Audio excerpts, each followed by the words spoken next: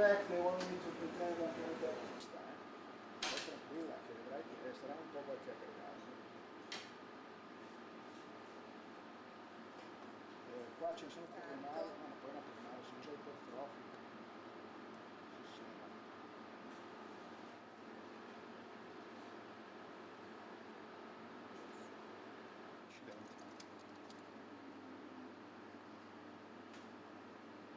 The stem cells are the cells that do specifically this. They perform the function of producing new and mature cells that go into the tissue to replace those that have been lost to injury or simply consumed by the physiological function of the tissue. That's why a stem cell is so important. Without a stem cell, your body cannot survive. It will essentially degrade itself and you will die.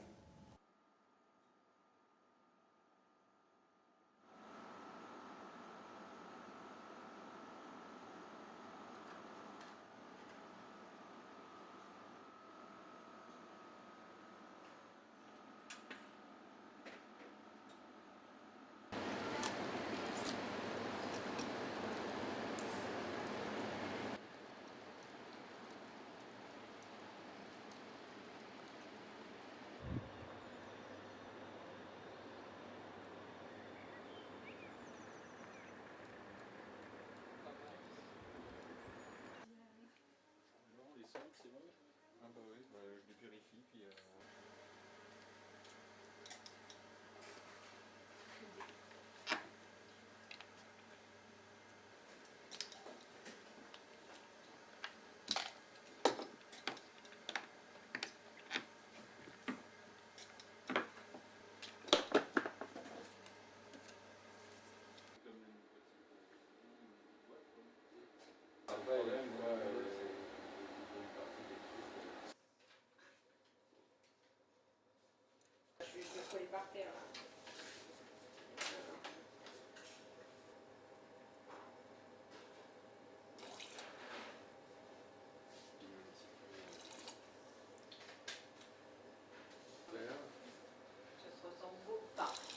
Là, non, ça se ressemble plus trop. Oui, voilà. On s'est manipulé tellement gentiment que... Attends. On voit que c'est...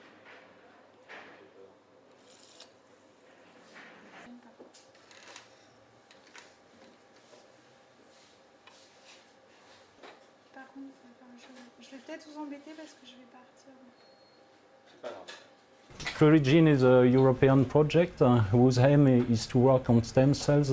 So we are interested in the lab to use small organisms, model organisms. We use fish and we use fish eggs because these eggs are transparent and so we can easily see the movement of cells in these animals.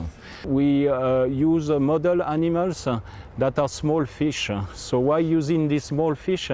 This is because they have much more, many more cell population that proliferate at adulthood than us. We have only 2 populations of neural stem cells in our brain.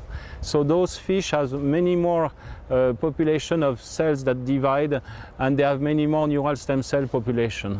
And also because those fish are very simple to use and very simple and transparent, we can see easily those cells and follow their movement, their division. So we can easily also isolate new genes that are not known yet to have any role in those cells.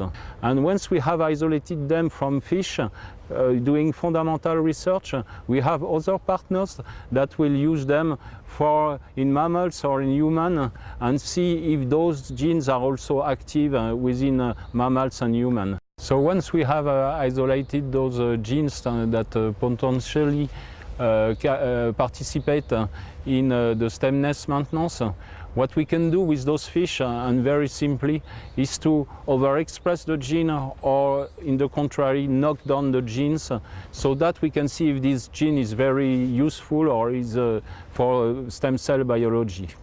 And so once we know this gene might be helpful to maintain the stemness state, what we can do is try to use them to de-differentiate cells that are neurons, for example, or muscle.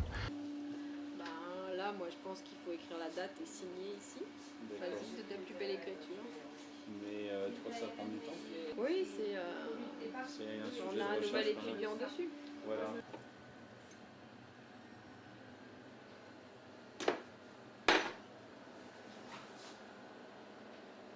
Le couvercle.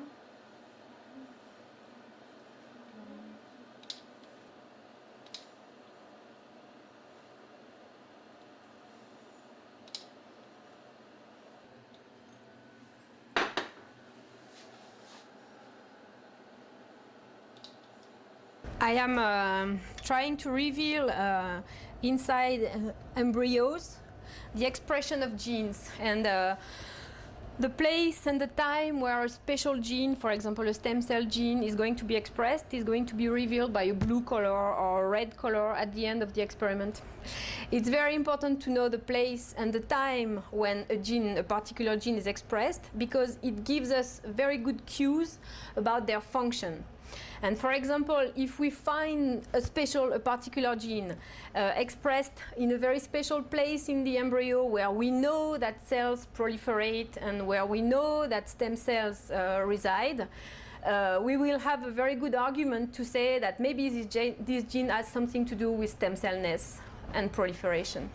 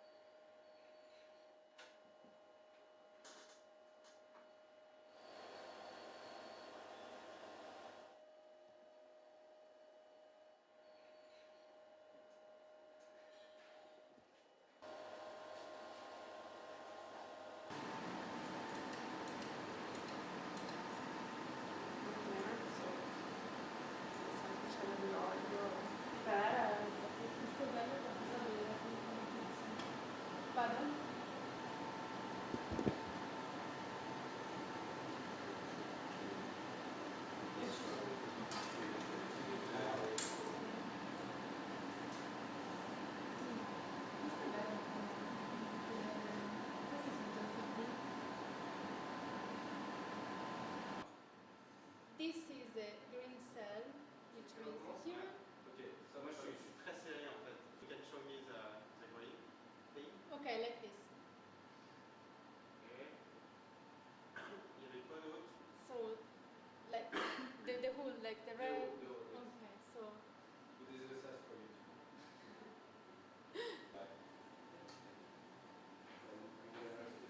Plurigenes try to identify the genetic elements, the genes, that are involved in the process of de-differentiation, going from a mature adult cell to a more juvenile state.